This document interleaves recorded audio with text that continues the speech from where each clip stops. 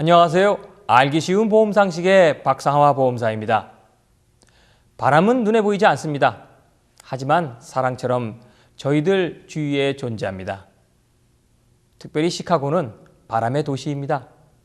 도시의 동서남북이 다 평야에다 호수인데 갑자기 고층 건물이 빽빽히 들어서 있는 도시에 바람이 그 사이를 지나가게 되기 때문에 도시는 특별히 바람이 세다고 합니다. 바람도 병목 현상을 일으킨다고 합니다.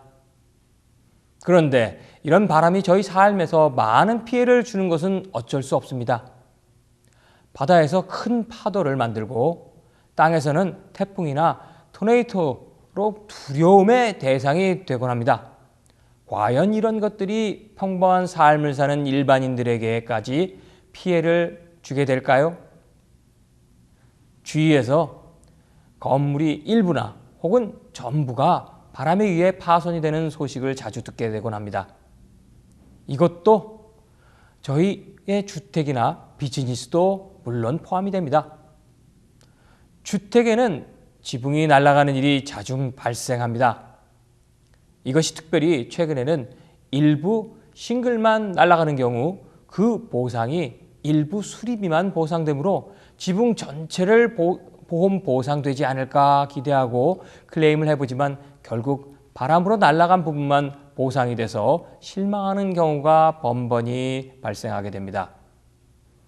주택에서 디덕터블은 일리노이주인 경우 1,000불 정도가 일반적이므로 그나마 적은 피해는 디덕터블이 넘지 않게 견적이 나오므로 결국 클레임만 했지 보상은 이루어지지 못하는 경우가 발생합니다. 하지만 잊지 마셔야 할 사항은 비록 클레임을 해서 디덕터블 이하의 피해로 보험금을 받지 못하더라도 그 기록은 남는다는 사실입니다.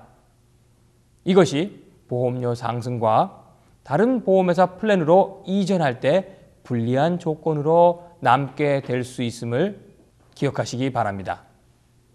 적은 피해는 그냥 수리하시는 것도 지혜로운 방법이 되겠습니다.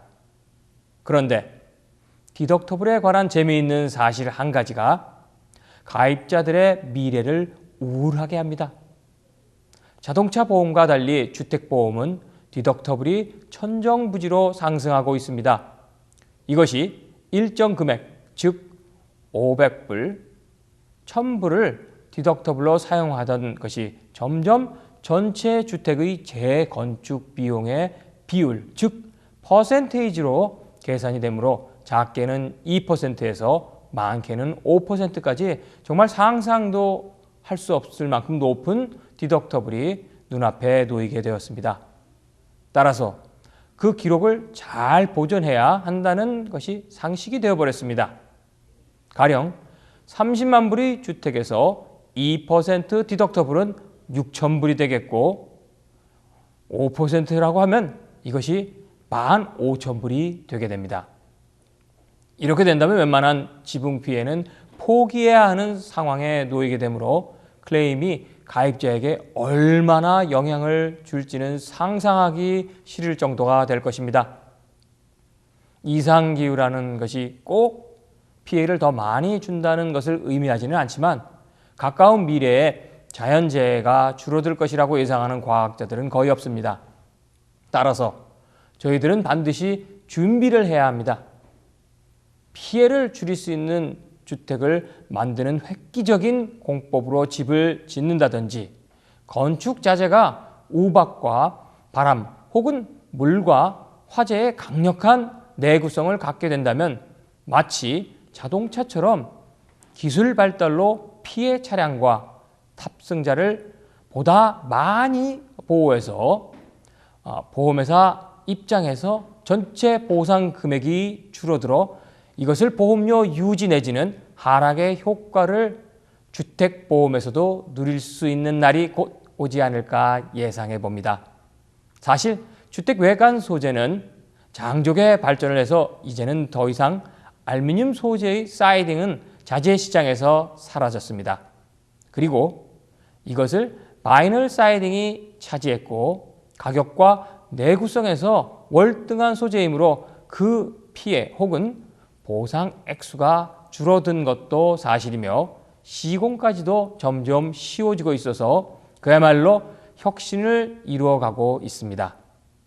지붕 소재도 아스팔트 싱글이 점점 그 강도가 높아지고 있으며 오랜 기간 햇빛에 노출되어 있어도 변질되지 않는 소재들이 등장하고 있습니다.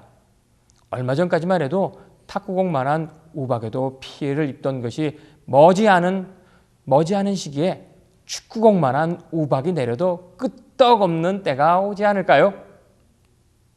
술과 담배를 멀리하시고 규칙적으로 운동을 하시고 건강하게 생활하세요.